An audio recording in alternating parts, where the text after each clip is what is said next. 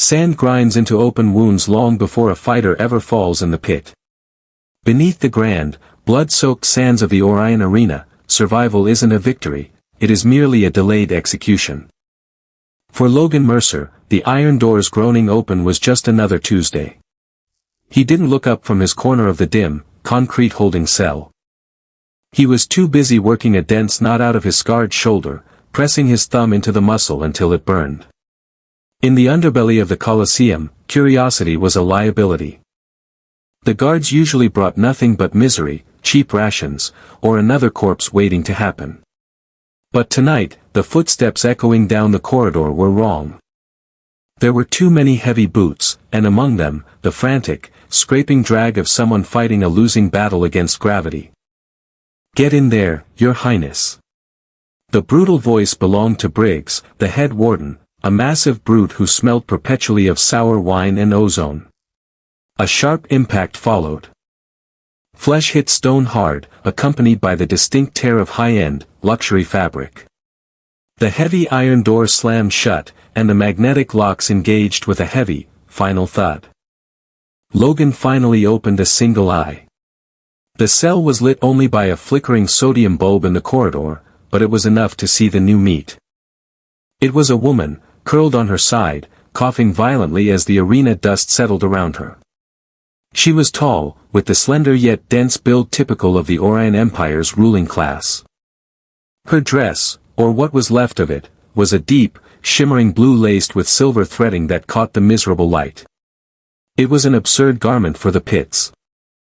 It belonged at a gala, perhaps a coronation. She pushed herself up to her hands and knees, her stark, pale blonde hair hanging in tangled curtains over her face. She was shivering. Logan leaned his head back against the damp concrete wall. "First time on bare stone?" he asked, his voice a raspy growl destroyed by years of breathing arena dust and taking heavy shots to the throat. She flinched, her head snapping toward him. Her eyes widened, adjusting to the gloom.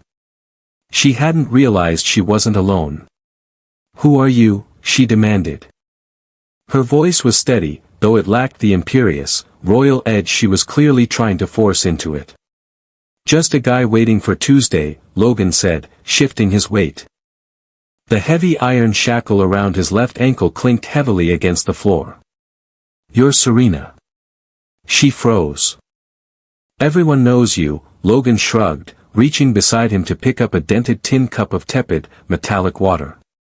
"Your uncle, Emperor Charles, made sure of it. Broadcasted your little treason trial across all 12 sectors. I saw the screens up in the mess hall.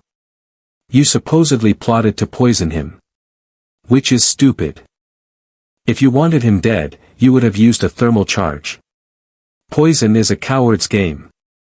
You don't look like a coward." Serena pulled her knees tightly to her chest, wrapping her arms around her shins. The ambient temperature in the pits hovered just above freezing to keep the smell of the dead down, and the cold was seeping into her bones. It was a fabrication. "A coup," she whispered, her voice cracking. "He wanted the throne, and I was the only heir left. And instead of putting a bolt in your head, he threw you in the arena," Logan mused. Classic Charles. Why make you a martyr when he can make you a spectacle? The public loves to watch royalty bleed. Makes them feel like the system works. "I am going to die here," she said. It wasn't a question. It was a flat, hollow statement of fact. Logan didn't offer her a platitude.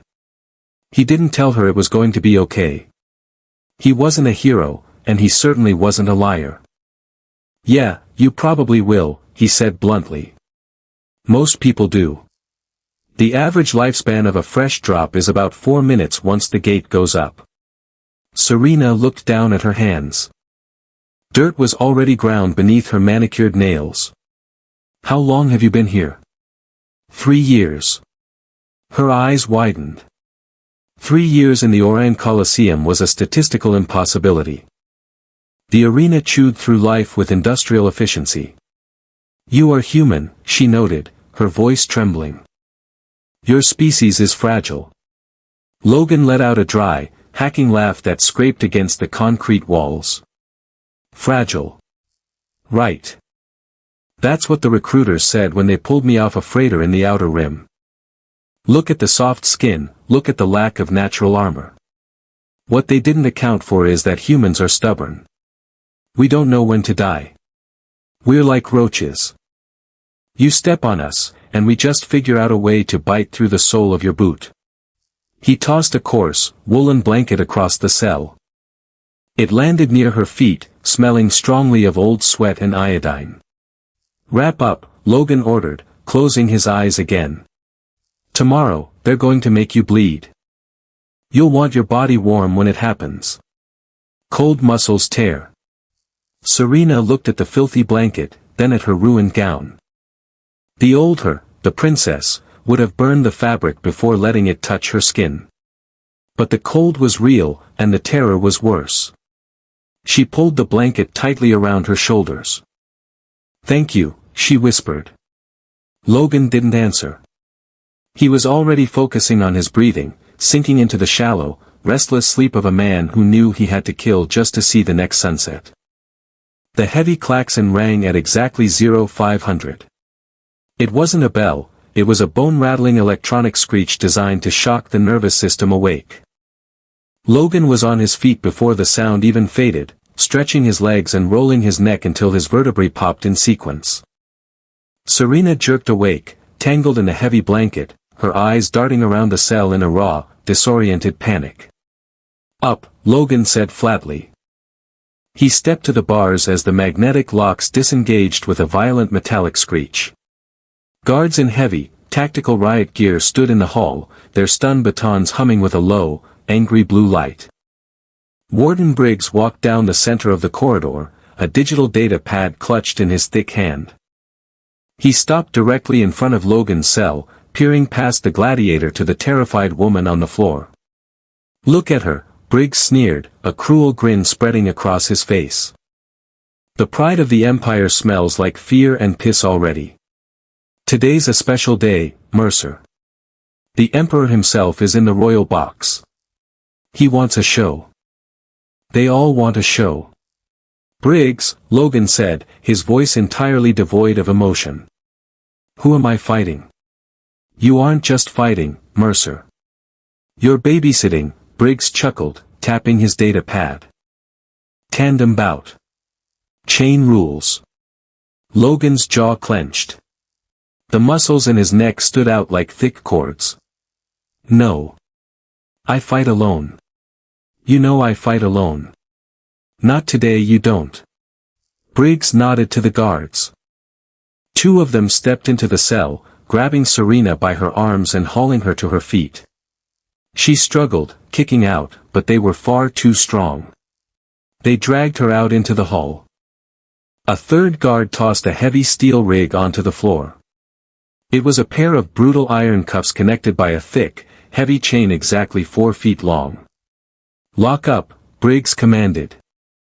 Logan stared down at the chain. In the arena, mobility was life. A tethered fight meant you were anchored to your partner. If they fell, you carried their weight. If they died, you dragged a corpse until the enemy finished you off. It was a death sentence designed specifically to ensure Serena didn't just die, she was going to drag their veteran human survivor down with her. The ultimate spectacle. Logan looked at Serena. She was staring at him, the horrifying implication hitting her all at once. She realized she was going to be the reason he died today. Without a word, Logan knelt, picked up one cuff, and snapped it around his left wrist. The metal was freezing against his skin. The guard shoved Serena forward, and Briggs personally locked the other cuff around her right wrist, tightening it enough to bite into her skin. "Armory!" Briggs barked. They marched down the sterile, floodlit corridors. Logan walked with a steady, measured pace. Serena stumbled blindly behind him, the chain pulling taut every few steps, wrenching her shoulder. "Stop pulling," Logan muttered, not looking back. "Match my stride." "I am trying," she hissed, her breath hitching in her throat. They reached the armory, a sprawling room smelling of machine oil, dried blood, and ozone. Racks of weapons lined the walls, ranging from plasma pikes to rusted broadswords. Because they were chained, Serena was forced to follow Logan closely, bumping into his back as he stopped before the melee rack. Logan ran his hands over the hilts, bypassing the flashy weapons. He didn't want a vibrating blade or a laser-edged sword, those broke when they hit dense alien bone. Instead, he selected a heavy, carbon steel falchion. The blade was broad, brutal, and intentionally dull on one side for defensive blocking. It was a butcher's tool. "Pick something," Logan said, nodding toward the rack. Serena stared at the weapons, paralyzed. She was a diplomat, a scholar of the high courts. She had never held a weapon in anger in her life. She reached out with a trembling hand and picked up a short, lightweight dagger. Logan looked at it and sighed. "That won't pierce armor. It won't even break skin on half the things they keep down here." "It is all I can lift," she said defensively, her lower lip quivering. Logan turned to face her fully. The armory was loud with the sounds of other fighters gearing up, but he stepped directly into her space, forcing her to look at him. His dark eyes were cold, hard, and utterly devoid of pity. "Listen to me very carefully," Logan said, his voice dropping to a low rumble. "You are dead weight. Charles put you on this chain because he knows I'm the best thing in this pit, and he wants the crowd to watch me fail trying to save you. He wants to humiliate you, and he wants me dead." Serena swallowed hard, looking down at their wrists. "Then cut my hand off. Leave me." Logan looked at the cuff. "I would if I could. But these cuffs are biometric. If your pulse stops, the explosive charge in my collar detonates. You die, I die." Serena's eyes darted to his neck. For the first time, she noticed the thick, black ring of metal tightly fastened around his throat. A small red light blinked in perfect rhythm with her own heartbeat. "So," Logan continued, grabbing the chain between them and giving it a sharp yank that forced her a step closer. "Here are the rules. You stay exactly 3 feet away from me at all times. Give me 1 foot of slack so I can swing my sword. If I step left, you step left. If I pull back, you pull back. Do not freeze. Do not close your eyes. If you fall, I will not stop fighting to pick you up. I will drag you by your wrist through the dirt until the fight is over." Serena's terror was absolute, but beneath it, something small and hard began to fracture. A spark of her old aristocratic pride broke through the panic. She stood a little taller, gripping the dagger tightly in her hand. "I am not a dog on a leash, human," she spat. "In that arena," Logan said, turning toward the massive iron gates leading to the surface, "you're whatever you need to be to keep breathing. Now stay close." The elevator platform shuddered violently as the massive hydraulic pistons engaged. The grinding screech of metal on metal echoed in the dark shaft as they were lifted toward the surface. As they rose, the air began to change. The stale, chemical scent of the pits gave way to the dry, coppery smell of baked sand and the overpowering stench of 50,000 roaring bodies. The crowd sounded like a single, massive beast, a continuous, deafening roar that vibrated deep within Logan's chest. Serena was hyperventilating, her free hand clutching the ruined fabric of her dress. "Breathe through your nose," Logan said, his eyes fixed on the ceiling of the shaft. "Keep your mouth shut. The sand will choke you if you pant." The ceiling parted, and blinding, synthetic sunlight poured into the shaft. Serena threw her arm up, shielding her eyes from the intense glare. The platform locked into place, becoming perfectly flush with the arena floor. Logan stepped off immediately, the chain pulling Serena forward before her eyes could even adjust to the light. The Coliseum of Orion was colossal. Tier upon tier of seating stretched up into the artificial sky, filled with screaming citizens, corporate sponsors, and bloodthirsty nobles. Banners of gold and crimson fluttered in the hot wind. High above it all, shielded behind a massive pane of reinforced energy glass, was the royal box. Even from this distance, Serena could see the unmistakable silhouette of Emperor Charles lounging carelessly in his high-backed chair. "Focus!" Logan barked, snapping her attention away from her uncle. "Look at the gates. South wall." Across the sprawling, blood-stained sand, a heavy iron portcullis was slowly rising. The crowd's roar shifted from anticipation to a feral, bloodthirsty frenzy. Stepping out of the shadows of the tunnel were two monsters. Or rather, they used to be men. They were genetic abominations spliced with heavy muscle grafts and cybernetic enhancements.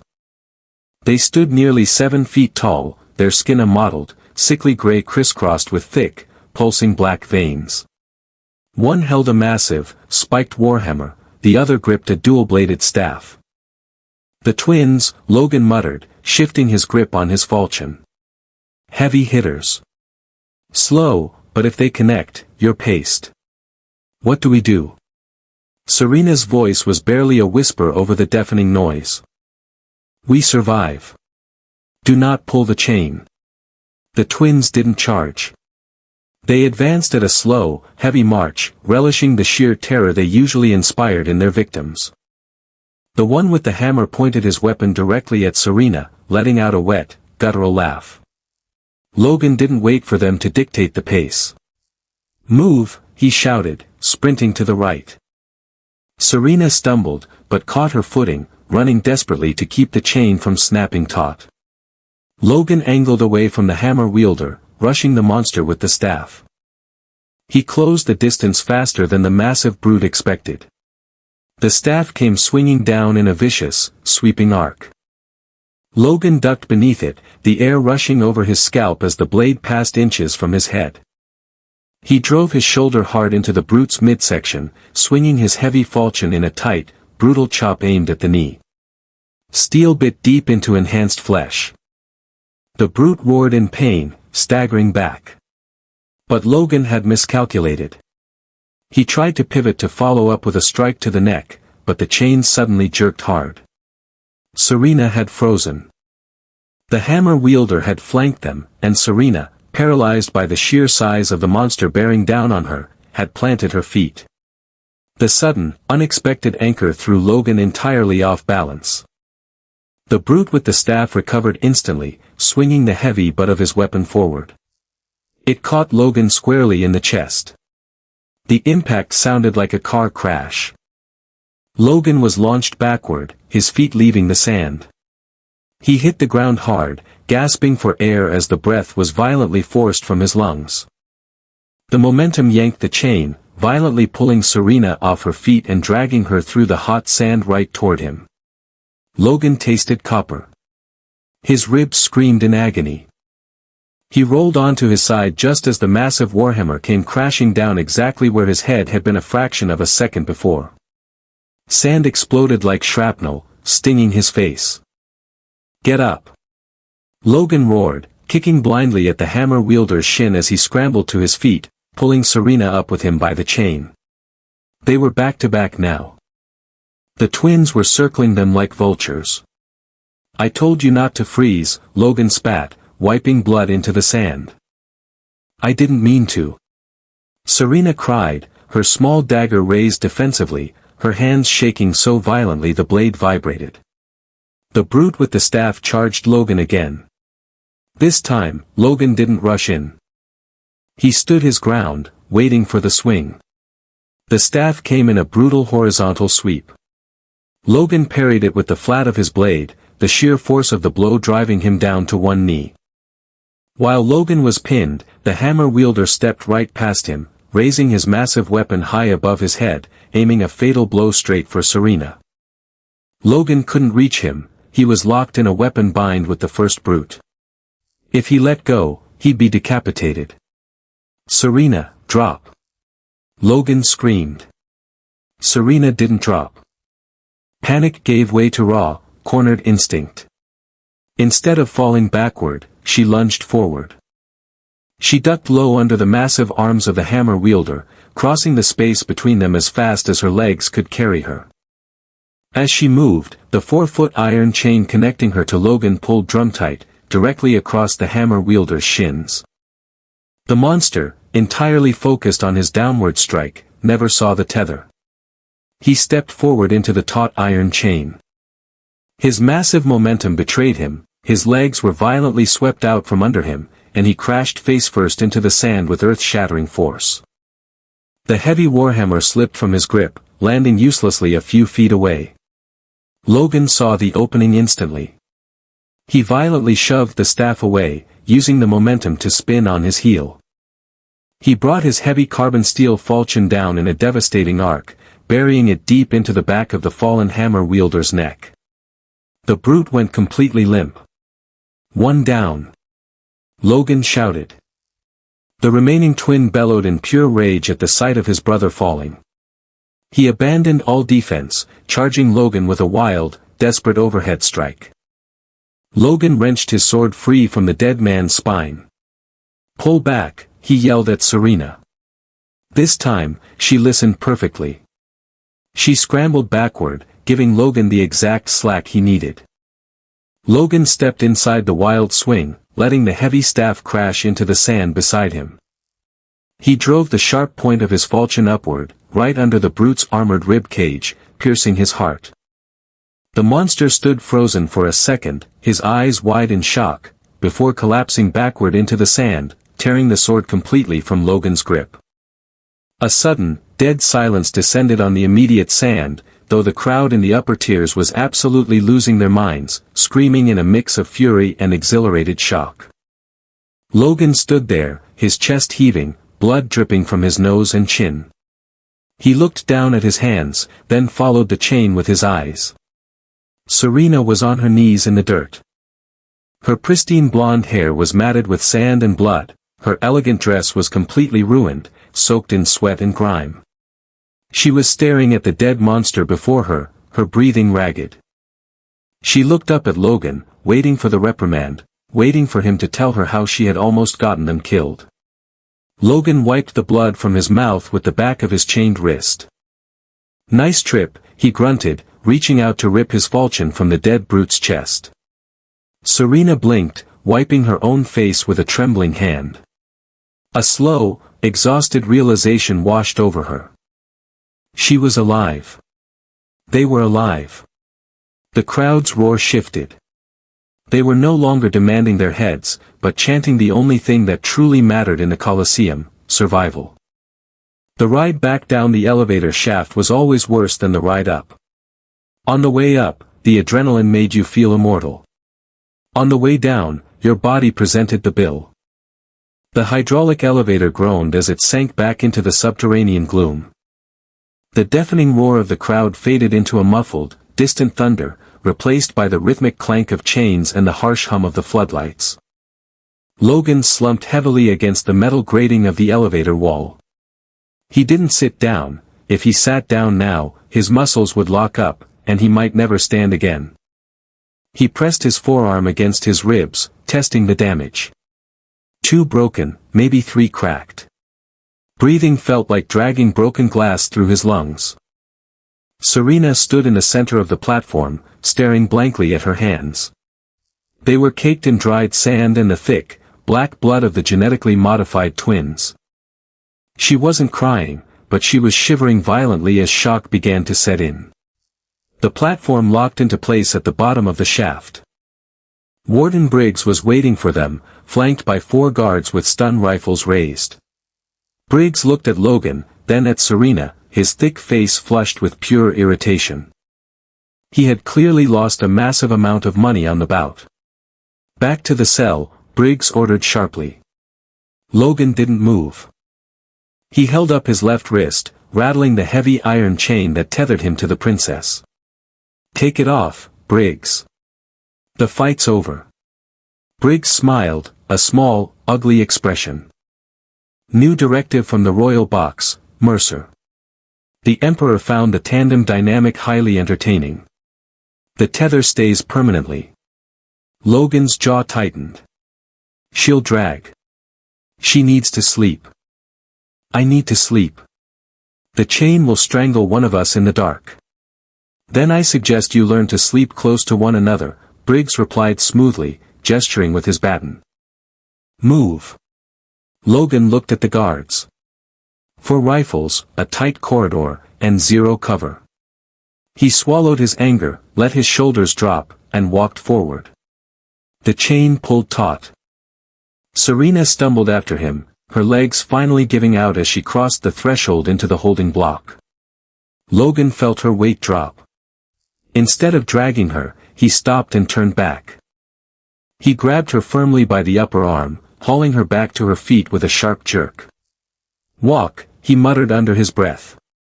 Do not let them carry you. If they carry you, they know you're broken. Serena nodded mechanically. She forced her legs to work, putting one foot in front of the other until they reached their cell. The heavy iron door slammed shut behind them, and the magnetic locks engaged. Logan walked straight to the back corner of the cell, dropping heavily onto the thin, filthy mattress. He leaned back against the damp concrete wall and finally let a groan escape his throat, a raw, animal sound of pure pain. He reached under his tunic, pressing his fingers against his ribs. The skin was already turning a deep, angry purple. Serena collapsed on the opposite side of the mattress, the 4-foot chain resting between them like a coiled snake on the floor.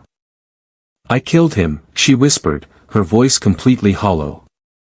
I killed the man with the hammer. You tripped him, Logan corrected, his eyes closed. I killed him. There's a difference. I helped. You panicked, Logan said flatly, opening his eyes to look at her. You panicked and you got lucky. Next time, the guy with the hammer won't be top-heavy, and your little stunt will just get your legs crushed.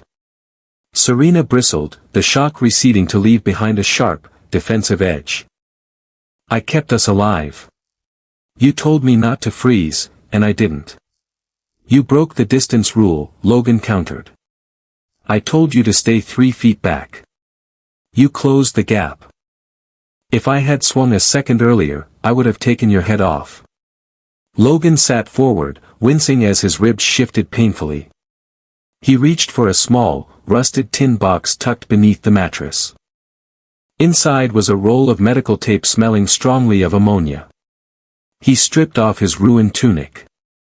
His torso was a map of old violence, pale scars crisscrossed his shoulders, jagged burn marks dotted his chest, and a massive, raised laceration ran from his collarbone all the way down to his navel.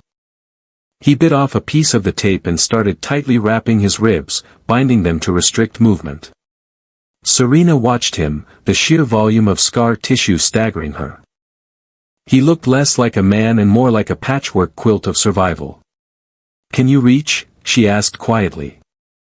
Logan paused, holding the roll of tape awkwardly behind his back, trying to wrap it tightly around his floating ribs. He grunted, dropping his arm. No. Serena crawled forward, closing the distance on the chain. She took the tape from his hand without asking for permission. She knelt behind him, pulling the tape tight across his back, securing the fractured bones. Her hands were freezing, but her movements were incredibly precise. Breathe out, she ordered. Logan exhaled sharply. She pulled the tape viciously tight, locking the ribs firmly in place. Logan hissed through his teeth.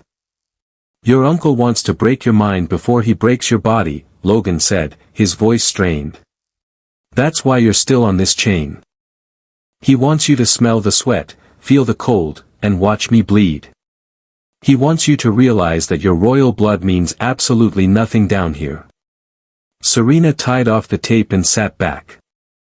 She looked down at her ruined dress. The silver threading was black with gore.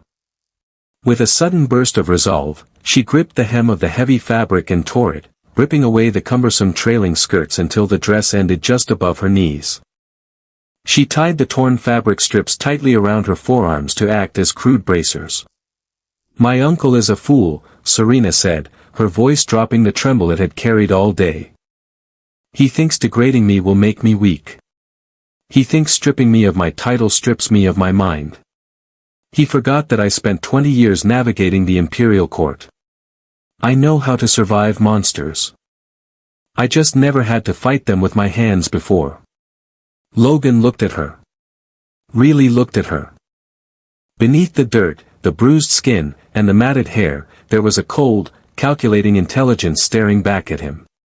Good, Logan said, leaning his head back against the wall. Because tomorrow, I'm teaching you how to use that knife. Time in the Orion pits did not pass in days or nights. It passed in fights, meals, and the brief, agonizing windows of sleep in between. Over the next 2 weeks, the arena schedule turned brutal. Emperor Charles was bleeding the lower tiers of the Gladiator pits dry, throwing wave after wave of cheap fodder at them, desperate convicts, starved alien beasts, and debt slaves with rusted weapons. None of them were individually dangerous to a veteran like Logan, but the sheer volume was exhausting, designed to wear him down until he made a fatal mistake. But the chain changed everything. At first, it was a total nightmare. They tripped over it, got it tangled around dropped weapons, and nearly choked each other trying to evade strikes. But human adaptability is a terrifying force, and Serena was an exceptionally fast learner. Stop looking at the blade. Logan barked. The cell block was quiet, the other inmates either asleep or dead. Logan stood in the center of the small cell, a makeshift wooden club carved from a broken bunk slat in his hand. Serena stood exactly 3 feet away, holding her dull dagger. Look at the shoulders, Logan said, stepping forward and swinging the club slowly toward her ribs. The shoulders tell you where the hand is going before the brain even sends the signal. Watch my right shoulder.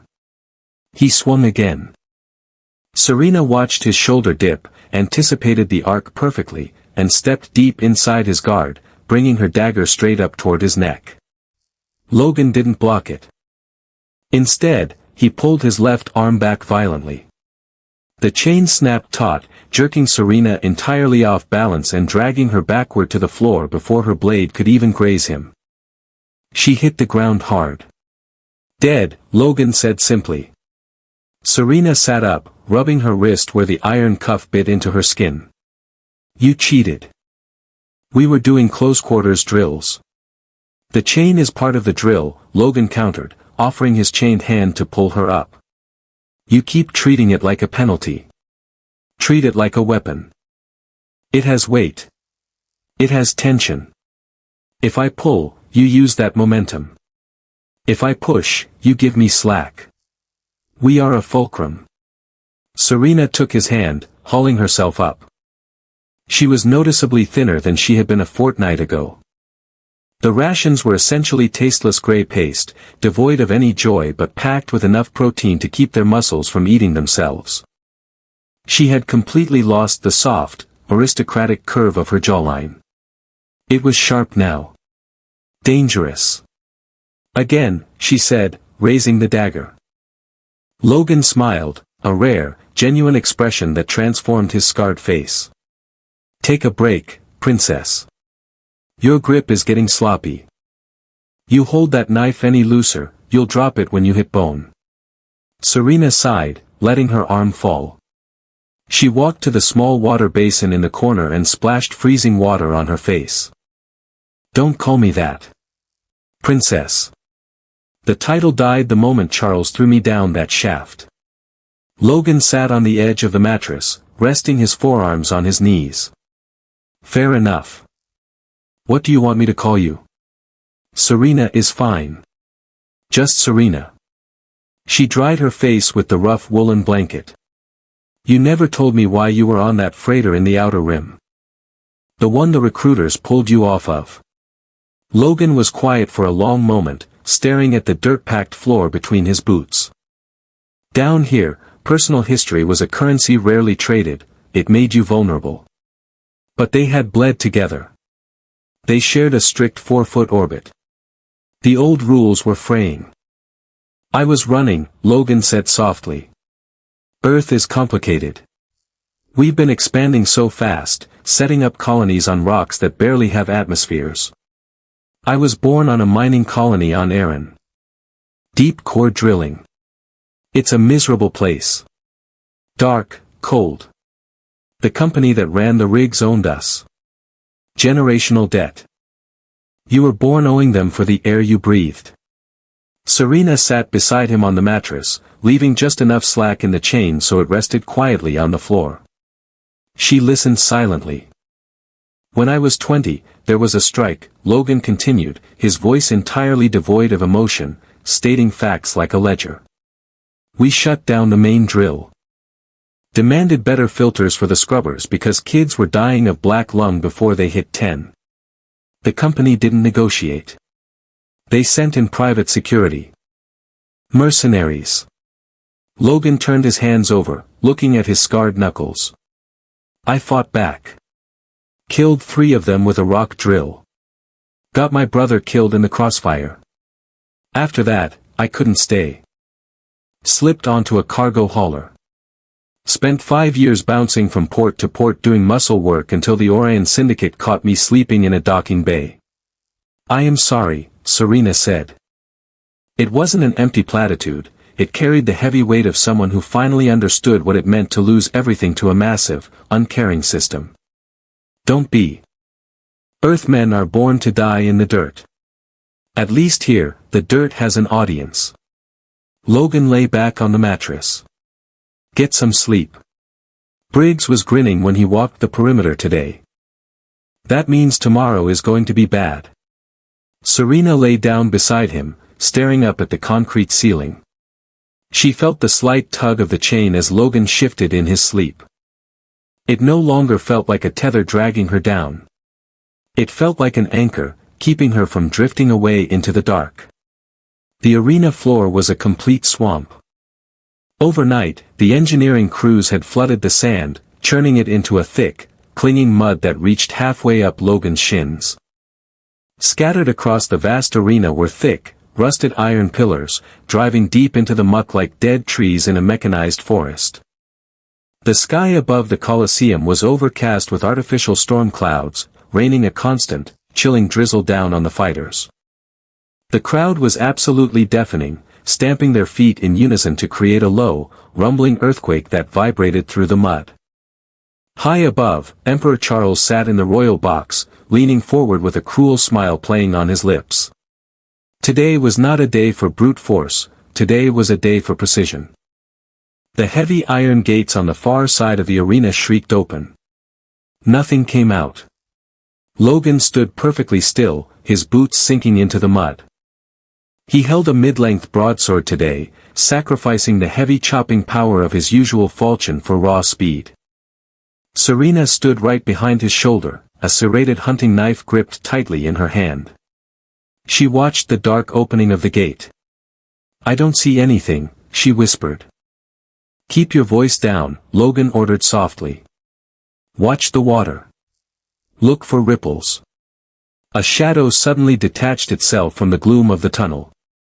Then another, and another.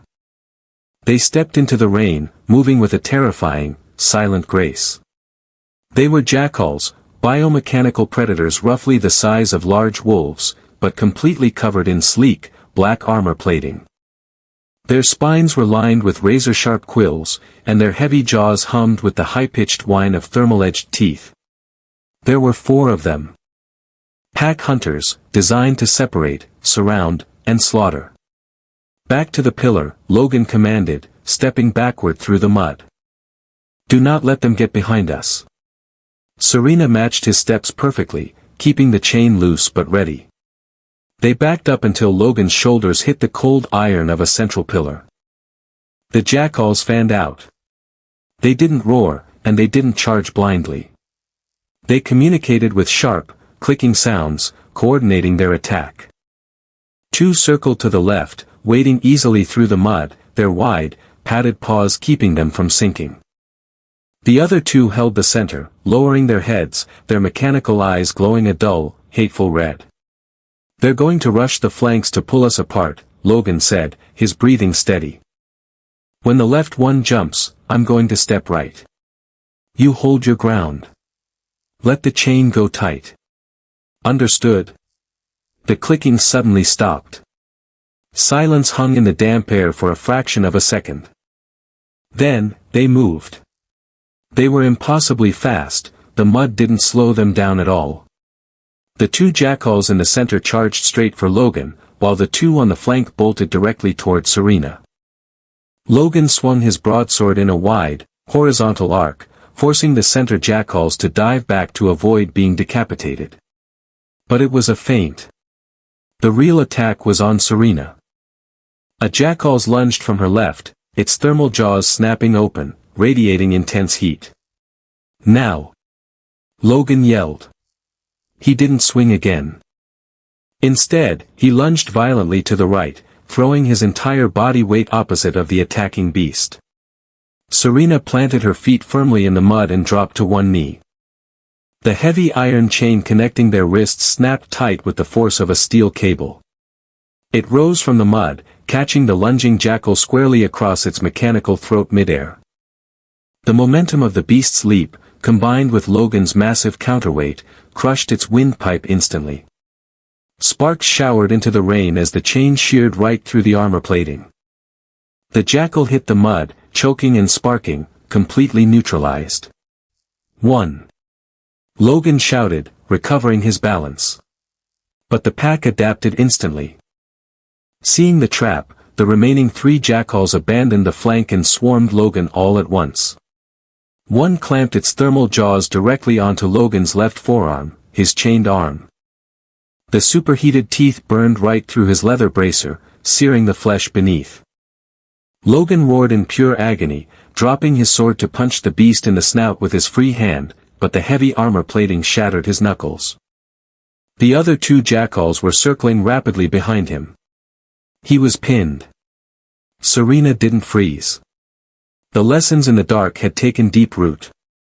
She saw Logan's arm trapped, saw the chain pulled taut between his bleeding wrist and her own. She sprinted forward, ignoring the mud sucking at her boots. She didn't attack the jackals behind Logan, she attacked the one crushing his arm. She vaulted cleanly over the taut chain, landing directly on the beast's back. She raised her serrated hunting knife high and drove it down with every ounce of strength in her body, burying the blade deep into the vulnerable, unarmored joint where the jackal's mechanical neck met its biological spine. She twisted the blade viciously. The beast spasmed wildly, its jaws popping open before it collapsed into a useless heap of dead flesh and sparking wires. Logan ripped his bleeding arm free, snatched his broadsword from the mud, and spun around. The remaining 2 jackals hesitated, their pack synergy completely broken by the sudden, violent loss of half their numbers. Logan didn't give them a single chance to regroup.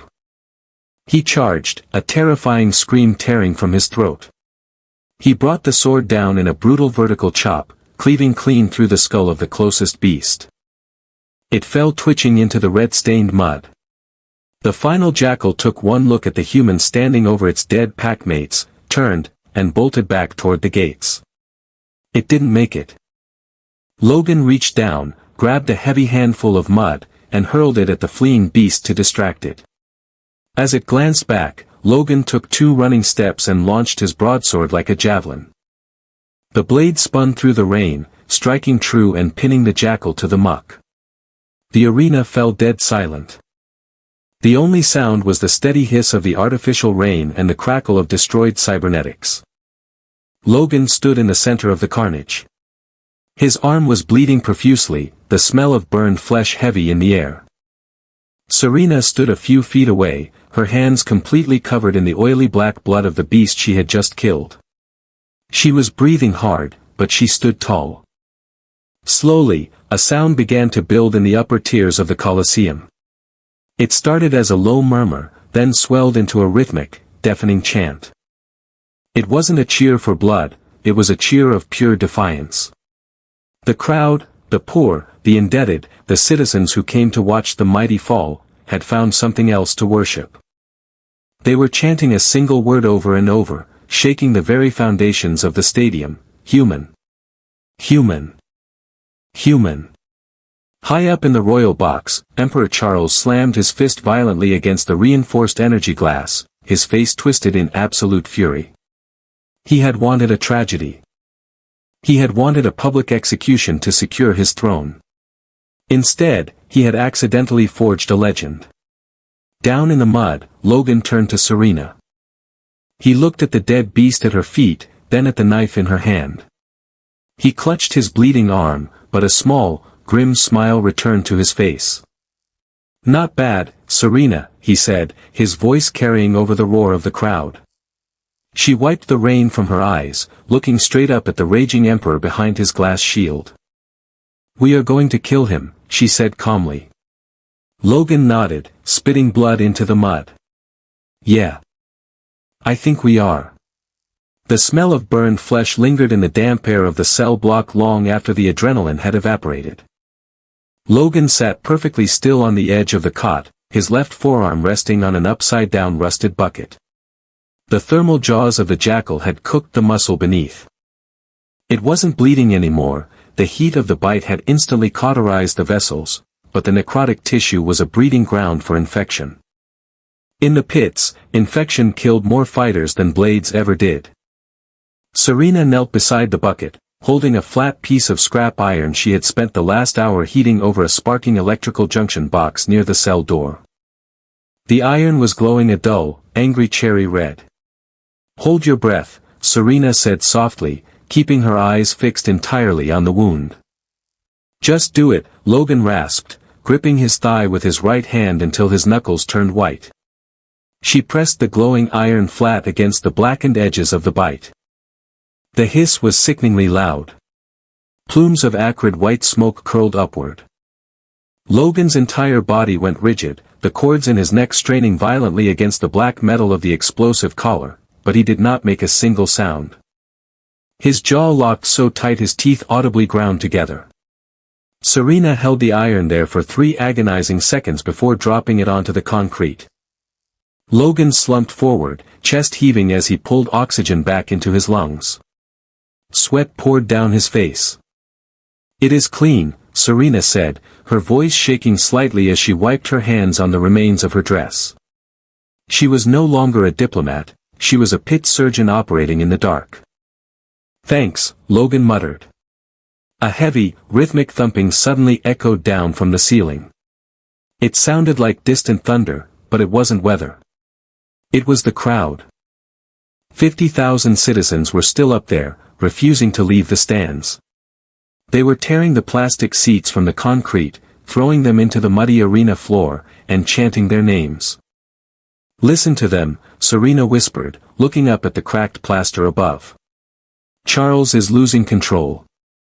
The Coliseum was designed to be his ultimate tool of pacification. Bread and circuses. "But you broke the machine." "We broke it," Logan corrected, sitting back against the wall. "But Charles won't let it stand. A riot in the arena is a spark. If that spark hits the lower districts, he loses the capital. He has to kill us tomorrow. No more games. No more beasts." Footsteps approached down the corridor, heavy, deliberate boots. Warden Briggs stopped outside their cell. He didn't have his usual sneer. He looked tired, his uniform rumpled, gripping his stun baton with white-knuckled tension. He tossed a digital slate through the bars. It clattered onto the concrete and lit up, projecting a harsh, blue holographic schematic into the dim air. "Enjoy the noise while it lasts, Mercer," Briggs said, his voice flat. "Because tomorrow, it stops." Logan didn't reach for the slate. He just stared at Briggs. "Who is it?" "The Emperor is invoking the Apex Protocol," Briggs stated coldly. "He's sending down Braddock." Serena's breath hitched. The color drained completely from her face as she looked at the holographic projection. It displayed a massive, heavily armored figure wielding a long polearm weapon. Briggs tapped his baton against the bars. "No mud tomorrow. No traps. Just you, the princess, and the Emperor's personal executioner. Sleep well." He turned and walked away into the dark. Logan picked up the slate, examining the glowing blue schematic. Combatant profile, Commander Braddock. Height, 6 feet 8 inches. Armor class, for ablative plating, immune to standard kinetic slashing attacks. Weapon, Mark 7 Plasma Glaive. Core temperature, 4000 degrees Celsius. Enhancements, neural reaction booster, subdermal hydraulic musculature. He is a walking tank, Serena said, her voice hollow. When my uncle took the throne, Braddock executed the entire royal guard single-handedly. He doesn't feel pain. His armor will shatter your sword on the first strike. Everything breaks if you hit it right, Logan said, studying the projection.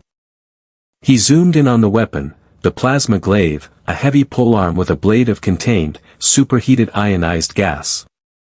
This is our ticket. A blade that can cut through a starship hull. A blade like that is not a ticket, Logan. It is an execution.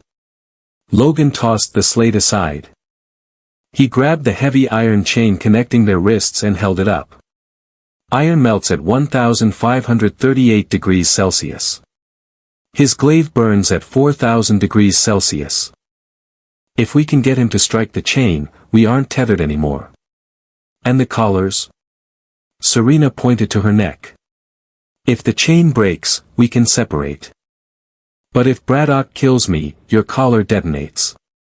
If he kills you, I am left alone against him. We are still chained, Logan. Just invisibly. Then we don't let him kill either of us, Logan said, leaning forward, the cynicism burning away from his eyes, replaced by a cold, sharp tactical focus. Braddock relies on his armor. He thinks he's invincible. He'll swing wide, trying to end it in one hit. We don't block. We don't parry. We run.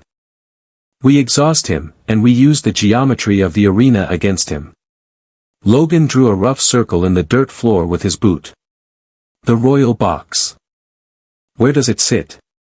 North wall, suspended 30 feet above the sand, Serena answered, her brow furrowing. It is shielded by 6 inches of reinforced energy glass. Glass that is designed to withstand ballistic impacts. Not a localized plasma overload, Logan said, looking up at her with a dangerous, jagged smile. We aren't just going to survive tomorrow, Serena. We are going to bring the house down. The morning air in the arena was dry and blistering hot. The floodwaters from the previous day had been completely drained, replaced by hard-packed, blinding white sand. The artificial sun was dialed to maximum, turning the Coliseum into a kiln. The roar of the crowd was different today, it was a unified, thrumming wall of sound. 50,000 people were stamping their feet in a relentless, synchronized rhythm. Boom. Boom. Boom. The vibration shook the dust from the massive obsidian pillars holding up the arena walls. Logan and Serena stood in the center of the sand. Logan held a heavy, two-handed tungsten greatsword, slow, cumbersome, but incredibly dense. Serena gripped her 2 serrated fighting knives. The chain between them hung heavy in the intense heat. The gates of the north tunnel groaned open. Braddock did not walk out, he marched. Every step was a mechanical, hydraulic thud that echoed over the crowd. He was a behemoth of black ablative armor, his face entirely concealed behind a featureless obsidian visor. In his right hand, he held the plasma glaive. He thumbed the activation switch, and a blade of crackling violet energy ignited with a sound like tearing silk. The heat radiating from it warped the air in shimmering waves. High above, Emperor Charles stood at the edge of the royal box, his hands resting on the reinforced glass. He raised a hand, but the crowd completely ignored him, continuing their rhythmic stamping. Furious, Charles slashed his hand downward. The horn blew. Braddock lunged. For a man of his immense size, his speed was terrifying. The neural boosters fired, propelling him across the sand in seconds. He brought the plasma glaive down in a devastating overhead cleave, aiming to cut Logan in half from crown to groin. Split. Logan roared. Serena dove left, Logan dove right. The chain pulled taut between them just as Braddock's glaive struck the sand where they had been standing a microsecond before. The sand instantly flashed into molten glass, exploding outward in a shower of superheated shards. Logan rolled to his feet, ignoring the searing pain in his burned forearm. He swung the massive tungsten greatsword at Braddock's exposed flank. The dense metal connected heavily with the black armor. The impact sent a violent shockwave straight up Logan's arms, nearly dislocating his shoulders. The armor didn't even dent. Braddock turned instantly, backhanding Logan with the heavy butt of the polearm. The blow caught Logan squarely in the chest. His freshly taped ribs screamed as he was launched backward, sliding through the sand. The chain violently yanked Serena off her feet, dragging her behind him. Braddock didn't gloat. He advanced like a silent killing machine, raising the glaive horizontally, preparing for a sweeping strike that would decapitate them both. The chain! Serena screamed, scrambling to her feet. Logan saw the angle. He didn't pull away, instead, he charged straight toward Braddock, raising his left arm high. Serena instantly recognized the play. She planted her feet deep into the sand and leaned back with all her weight. The heavy iron chain pulled drum-tight, rising to chest level. Braddock swung the plasma glaive, assuming the violet energy would cleave straight through the iron and the flesh behind it. The plasma blade hit the taut chain. For a fraction of a second, the iron resisted. Then, the intense 4,000-degree heat overpowered the metal. The chain flashed a blinding, incandescent white, then exploded. Drops of molten iron showered across the sand. The tether was broken. They were physically free. But the explosive collars on their necks instantly flashed an angry red, the biometric link was still highly active.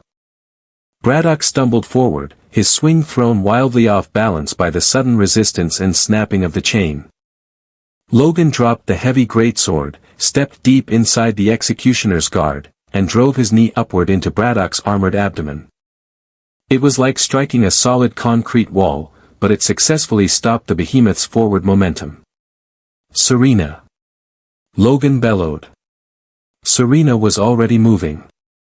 Freed from the anchor of the chain, her aristocratic grace returned, completely fueled by the brutal survival instincts she had learned in the mud. She sprinted toward the towering obsidian pillar directly beneath the royal box. She ran straight up the side of the stone pillar, getting 2 solid steps of vertical height before backflipping off the stone. She landed directly on Braddock's armored shoulders. The executioner thrashed violently, reaching up to grab her, but Serena drove her 2 serrated fighting knives deep into the narrow gaps between his neck plating and his helmet. The blades couldn't pierce the armor, but they lodged firmly into the hydraulic joints. She twisted her wrists viciously, snapping the blades off and completely jamming the servos. Braddock's helmet locked into place. He couldn't turn his head. Enraged, Braddock reached up, grabbed Serena by her thigh, and violently hurled her off him. She flew through the air, crashing hard into the sand near the base of the wall, directly beneath the royal box. She gasped, all the air driven from her lungs, struggling to stand. Braddock turned his full attention back to Logan, raising the plasma glaive for the final killing blow. This was the moment, the ultimate calculus of rebellion. Logan didn't retreat. He lunged forward, ignoring the glowing violet blade descending toward his neck. He reached out with both hands and grabbed the haft of the plasma glaive, just below the energy emitter. The heat radiating from the blade instantly scorched Logan's face, singing his hair and blistering his skin.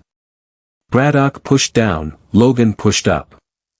It was a contest of raw human strength against hydraulic alien power, and Logan was losing. The violet blade inched closer and closer to his forehead. Now! Logan screamed, the muscles in his arms tearing under the absolute strain.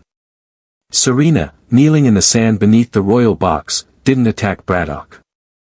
Instead, she reached down and grabbed the severed end of the iron chain still attached to her wrist. The tip was still glowing orange from the plasma cut. She stood up, spun the chain like a whip, and hurled it upward at the royal box. The heavy iron cuff, superheated and jagged, struck the exact center of the reinforced energy glass. It didn't break it completely, but the extreme localized thermal shock compromised the molecular integrity of the shield. A massive spiderweb fracture instantly bloomed across the glass, directly in front of Emperor Charles's face. Charles stumbled backward in absolute terror. Braddock heard the shattering impact. His jammed helmet prevented him from turning to look, but his conditioning demanded he protect the Emperor at all costs. He hesitated, his grip on the glaive loosening for a microsecond. Logan didn't miss the window. He dropped his left hand, violently twisted his torso, and drove his right palm upward, striking the release mechanism on Braddock's gauntlet. The executioner's grip failed. Logan wrenched the plasma glaive completely from Braddock's hands. The momentum threw Logan backward, but he spun on his heel, dropping to one knee, and swung the plasma glaive in a massive, sweeping arc at Braddock's legs. The violet blade sheared through the heavy ablative armor of Braddock's knees with zero resistance. The executioner's legs were cut out from under him. He collapsed into the sand like a felled oak, a tremendous crash that shook the entire arena floor. Braddock lay in the sand, massive sparks showering from the severed hydraulic lines in his thighs. He tried to crawl, digging his armored gauntlets into the dirt, but the fight was over. Logan stood up, holding the Emperor's own weapon. His face was burned, his chest wrapped in bloody tape, and he was breathing heavily, but he was alive. He looked straight up at the royal box. The crowd had gone entirely silent. The rhythmic stamping stopped. 50,000 pairs of eyes were locked dead on the human gladiator standing over the broken executioner. Emperor Charles stood behind his fractured glass, his face a pale mask of aristocratic horror. He pressed a button on his podium, grabbing a gilded microphone. His voice boomed over the arena's heavy acoustic system, "Guards, kill them. Kill them both. Detonate the collars." Logan didn't wait for the guards to pour out of the tunnels. He looked across the sand at Serena. She was standing at the base of the wall, looking up at her uncle. She gave Logan a single, sharp nod. Logan took a deep breath, ignoring the stabbing pain in his ribs. He stepped back, shifted his weight, and threw the plasma glaive like a spear. The heavy weapon soared through the hot air, a spinning wheel of violet death. It struck the exact center of the spiderweb fracture Serena had created on the energy glass. The impact was catastrophic. The compromised glass could not withstand the 4,000-degree plasma core. The shield shattered inward with a deafening explosion. Synthetic crystal shards the size of daggers rained down on the royal box, ripping through the velvet curtains and the gilded furniture. Charles screamed as a massive chunk of glass tore through his shoulder, falling backward and crawling frantically away from the edge. The control podium at the front of the box was completely obliterated by the plasma blade, shorting out the arena's electrical systems entirely. On their necks, the heavy black iron collars beeped once. The flashing red light suddenly turned solid green, and the magnetic locks disengaged with a loud clack. The heavy iron collars fell away, dropping harmlessly into the sand. They were free. The silence in the arena broke. It wasn't a cheer, it was an eruption. It was the sound of a dam breaking, of decades of oppression violently boiling over. The citizens in the lower tiers surged forward, pouring over the railings and dropping down into the arena sand. The Imperial Guards rushing from the tunnels were instantly swallowed by a tidal wave of furious, desperate humanity. The riot wasn't just a protest anymore, it was a revolution. Serena walked over to where Braddock lay sparking in the sand. She bent down, picking up her broken iron collar from the dirt. She didn't look at the executioner, she looked straight at Logan. Logan was clutching his side, watching the utter chaos unfold. The crowd wasn't coming for them, they were running right past them, scaling the walls and climbing the pillars to reach the royal box. The system was burning, ignited by two people who simply refused to die on schedule. Serena walked up to Logan. She stood directly in front of him, the dirt and blood covering her face doing nothing to hide the fierce, cold majesty in her eyes. She reached out and placed a hand firmly on his uninjured shoulder. "You said Earthmen were born to die in the dirt," Serena said, raising her voice over the deafening roar of the revolution. Logan looked at her, then down at the ruined sand of the arena. "Looks like I was wrong. We are leaving, Logan." She pointed toward the gaping, completely unguarded north tunnel, the path leading to the surface, to the armories, and to the spaceport. Logan reached down, picking up his fallen tungsten greatsword, resting it heavily on his good shoulder. The cynical brawler from the outer rim looked at the fallen princess of the Orion Empire. They had entered the pit as a sacrifice and a scapegoat, they were leaving it as the absolute architects of an empire's collapse. "Lead the way," Logan said. They turned their backs on the burning royal box, walking side by side out of the blood-soaked sands, into the dark tunnel, and toward the stars. The chains are broken, but the fight for the galaxy has only just begun.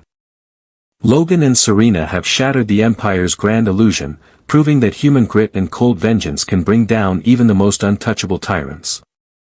If you love this brutal journey of survival and rebellion, make sure to hit that like button, subscribe to HFY Stellar Apex, and share this video with every sci-fi fan you know. Drop a comment below telling me your absolute favorite moment from the arena, and help fuel the revolution for the next epic story. Stay strong, and see you in the stars.